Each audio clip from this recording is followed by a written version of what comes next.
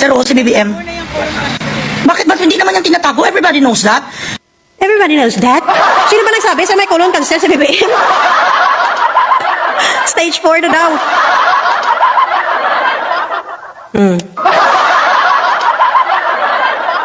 Sana gumalaw-galaw naman yung mga NBI dyan, no? Ano to? Kung totoo yung sinasabi ni Bugris na merong stage 4 cancer ang ating presidente, bakit kaya wala silang mailabas na medical record? Diba? Alam nyo, ano lang to ga? Manipulation. Ito naman si... Charite, ikaw naniwala ka din kay Bugres? Naniwala ka din kay Bugres? Alam mo naman bayaran yan. At ang tao na bayaran, kayang-kaya gumawa yan ng mga kwento kahit hindi naman totoo.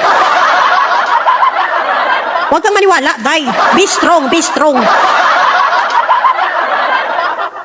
Hindi yan totoo.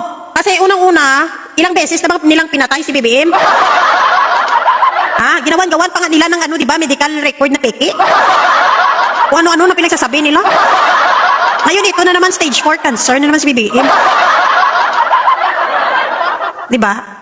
Base siya ni may cancer. Cancer, ni siya may cancer, ni siya sa utak. May cancer ang iya bunganga. Ano na NBI, galaw-galaw? Galaw-galaw. Baka pumanaw kayo dyan, NBI. It's not true lang ga. Noon pa yan, ginaganyan nila si BBM. Makinig kayo, 134 million. Makinig kayong mabuti. Ito ay isang propaganda lamang, manipulasyon lamang, para sabihin na incompetent ang ating presidente. Itatatak nila, i-inject nila sa utak ng Pilipino na may sakit ng presidente para sabihin na hindi na kayang magtrabaho, hindi na kaya ng presidente ang kanyang responsibilidad sa Pilipinas. Ganon yon. Huwag kayong maniwala. Manipulasyon yan. Manipulasyon. Alam nyo kasi, ginagawa nila na sabihin na si BBM daw may sakit, na may malala na sakit, kasi yan na lang talaga yung only chance ng mga DDS. Only chance ng DDS ga, kasi alam nila na pagbutuhan talaga gaya, hindi man nanalo si Sara. Ang only chance lang nila ga is mag-manifest sila na merong mangyaring masama sa presidente. Yan lang yung araw-araw nilang hinihiling kasi yun lang ang chance na makaupo si Sara. Kasi alam nila na pagbutuhan ga, wala chance si Sara ga ya. Wala talaga lalamunin siya ni Leni Robredo pagtatakbo yan si Leni. Susuportahan ni Marcos, susuportahan ni Moreno. Ambot lang ga kung saan pulutin ng mga DDS ga. Wala yan, walang bilang ang DDS ga. Sa totoo lang, makita naman natin sa rally nila, no?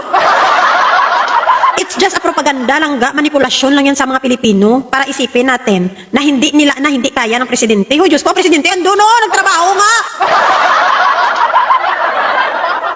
Ang gagani nga Bugres ne, bayaran man eh. Kung hindi nyo yan kilala na namin yung diputa nga ina. Lord, sorry Lord Diyos ko, Eastern Sunday. Diba? Kaya kayo, kung may makita kayo dyan na nagpo-post na ganyan, may colon cancer si BBM, sabihin nyo, yan lang ang minamanifest nyo, but it's not true. Yan lang yung gusto nyo mangyari kasi alam nyo na pag magbutuhan si Sara, hindi mananalo. So, ang only chance nyo na makaupo si Sara as president is may mangyaring masama sa presidente. Simple as that.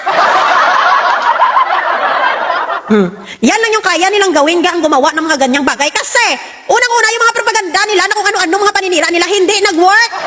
So, ang gagawin nila, patayin na lang nila si BBM. Bigyan na lang nila ng kuno na sakit si BBM kasi yun na lang yung magpapasaya sa mga DDS. Yan na lang yung magpapasaya sa kanila. Pero, tandaan natin ha. Naalala nyo si Salvador Medaldea? Ano sabi niya kay BBM? Ano sabi niya kay BBM? Baka daw kunin ni Lord. Ano nangyari sa kanya sa Davao nung birthday ni Duterte? Muntik na siyang kunin ni Lord.